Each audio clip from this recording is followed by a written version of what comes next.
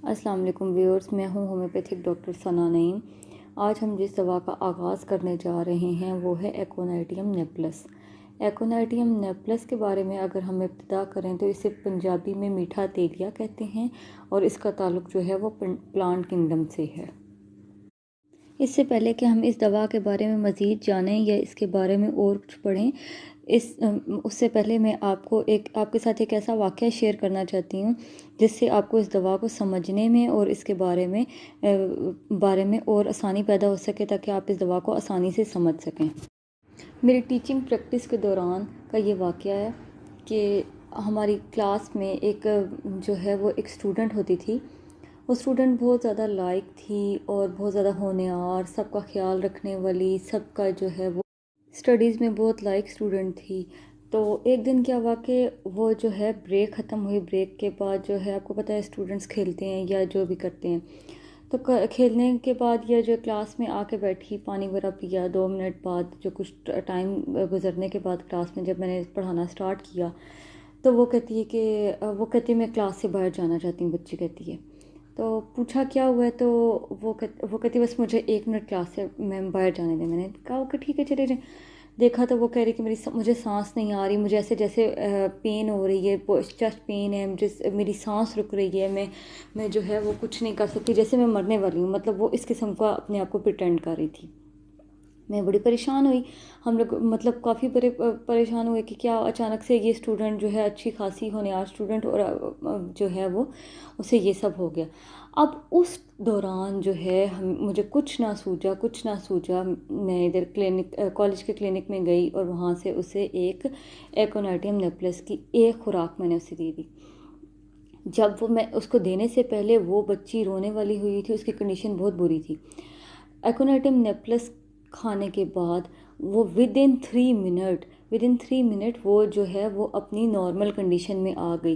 With in 3 minute कह लें या उससे भी कम टाइम में वो अपनी नॉर्मल कंडीशन में आ गई और वो वापस हंसने लगी। वो रेस्टलेस, एक्साइटी और फियर मोड से जो है वो यकदम बाहर आ गई और उसमें वो सडन चेंजेस आई। और ये मेडिसिन जो है वो पेशेंट में जो है वो सडन चेंजेस पैदा करती है। इस मेडिसिन में जो है वो सिम्टम्स जो हैं वो आंधी की तरह आती हैं और तूफ़ान की तरह चली जाती हैं। इस मेडिसिन का जो पेशेंट होता है वो बहुत ही ज़्यादा एक्साइटेड होता है। उसमें खुशी और गम शिद्दत से पाया जाता है।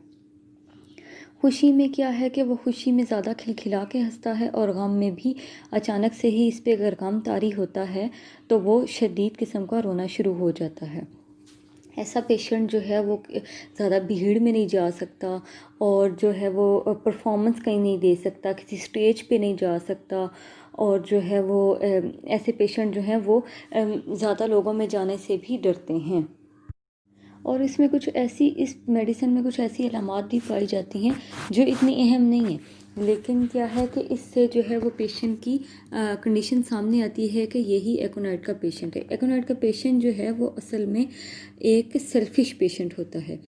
ऐसे पेशेंट को अपनी तकलीफ़, अपनी परेशानियाँ और अपनी खुशी गम के साथ ही उसको लगाव होता है। उसको किसी दूसरे की कोई परवाह नहीं होती। ठंडी हवा से इसमें चेंजेस आती हैं। ठंडी हवा लगने से उसमें बीमारी पैदा होती है या उसमें बहुत जल्द चेंजेस आती हैं। मतलब अचानक हर आने वाली बीमारी या अचानक हर आने वाली चेंजिंग्स पे जो है ये एकोनाइट बहुत अच्छा असर करती है, क्योंकि इसमें ब्लड सर्कुलेशन जो है वो तेज़ हो चुका होता है और उसका चेहरा सुर्ख हो जाता है और जो है उसकी बॉडी पे पसीना आने लगता है और उसकी हार्ट बीट भी तेज़ होने लगती है। लेकिन कुछ ऐसी अलामात हैं जो इसमें बेलाडोना और एकोनाइट की सेम होती हैं, जैसे कि चेहरे का सुर्ख हो जाना और जो है पसीना आने लगना। लेकिन इसमें यह है कि जब हम एकोनाइट की तरफ जाते हैं, एकोनाइट और बेल का जो है वो डिफरेंस करते हैं, तो एकोनाइट में जो है वो जो पेशेंट है उसका चेहरा जो है वो जब बैठा होता है तो उसका चेहरा सुर्ख होता है, लेकिन जैसे ही वो बैठ के खड़ा होता है तो उसका चेहरा पीला पड़ जाता है। तो इसी तरह अगर हम जो है अगर हम इस दूसरी सिम्टम पे गौर करें कि जिसमें पसीने का आ जाना, लेकिन जो एकोनाइट है उसमें पसीना जो है वो बॉडी के अनकवर्ड पार्ट पे पसीना आता है, जबकि बेल में जो है वो कवर्ड पार्ट पे पसीना आता है। एकोनाइट दवा का इस्तेमाल क्रोनिक डिजीज़ में कभी भी नहीं करना चाहिए। किसी भी क्रोनिक केस में एकोनाइट का इस्तेमाल नहीं करना चाहिए। एकोनाइट ऑलवेज़ जो है वो हमें एक्यूट डिजीज़ में जो है वो देनी होती है। ऐसी सिचुएशन में कभी भी एकोनाइट हम नहीं दे सकते जब टॉक्सिन बन चुका हो। ऐसे पेशेंट की तकलीफ़ मोस्टली शाम में और रात में बढ़ती हैं और प्यास में ज़्यादती पाई जाती है और खुली हवा में जाने से इसे सुकून मिलता है। और ऐसा पेशेंट रोड क्रॉस करने से भी डरता है। अगर इसकी कीनोट सिम्टम्स की बात की जाए तो इसमें खौफ, शिद्दत, बीमारी का अचानक तारी हो जाना, भीड़ से डर महसूस करना और मौत का खौफ, ये तमाम ऐसे सिम्टम्स हैं जो एकोनाइटियम नेप्लेस में पाई जाती हैं।